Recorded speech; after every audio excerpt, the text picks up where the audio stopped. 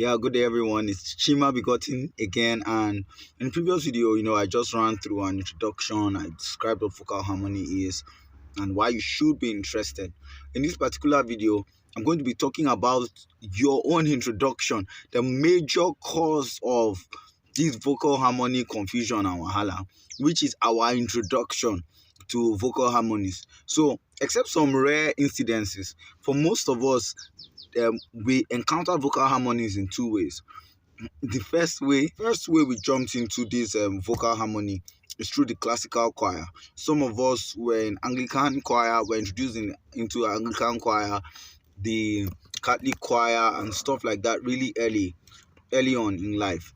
And these choirs did classical music basically, and they had this music booklet where there were staffs and there were notes.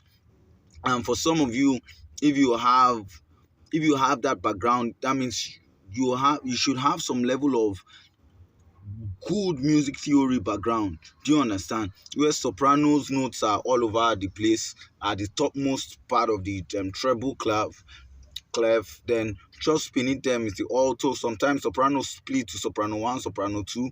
Some people call it mezzo and the main soprano. Then there's the alto. It can split into 2, it can split into 3 to contralto and the rest. Then in some cases, there's the treble.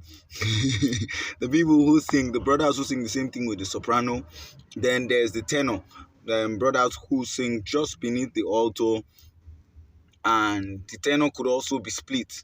Then in some cases, there's the bass and the baritone, or bass basically. So that's all these people that go out down there.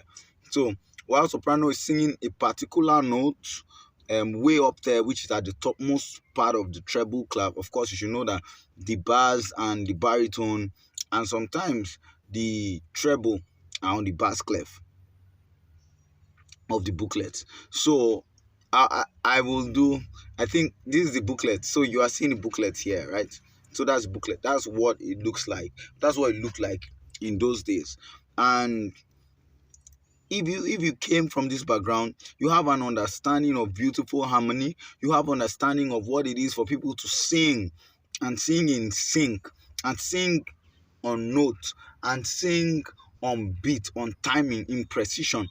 That's one of the most classical. That's one of the most accurate forms of learning or singing harmony, because you know that what every other person is supposed to sing, and what you are supposed to sing is already documented for you. You are not thinking, oh, what am I supposed to sing? Oh, what am I not supposed to sing?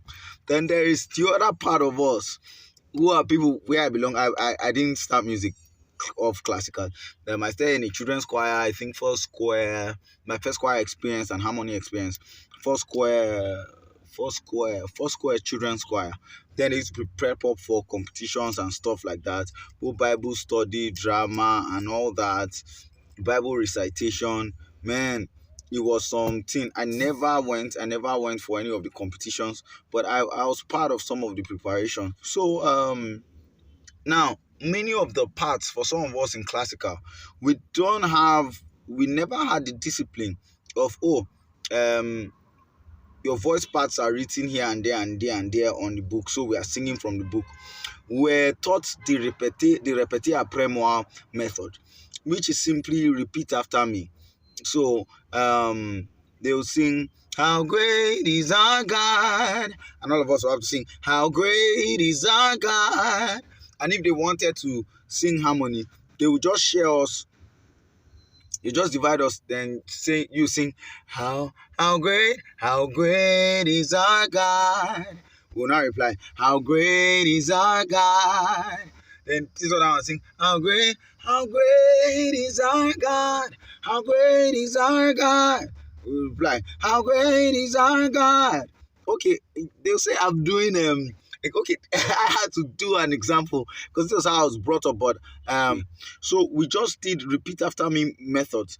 Many times, even the people that were teaching us didn't even know if what they were singing as regards their parts was sure. They relied on their ear to listen to the song and try to hear the harmonies that they sang in the song, and they taught what they heard. So a lot of us on this part of the whole again, we are used to trial and error type of harmony. And in the next video, I'm going to be explaining what happened or what is happening in music now and how it affects those who came from the classical point of view and those who came from the contemporary point of view. God bless you. See you in the next video.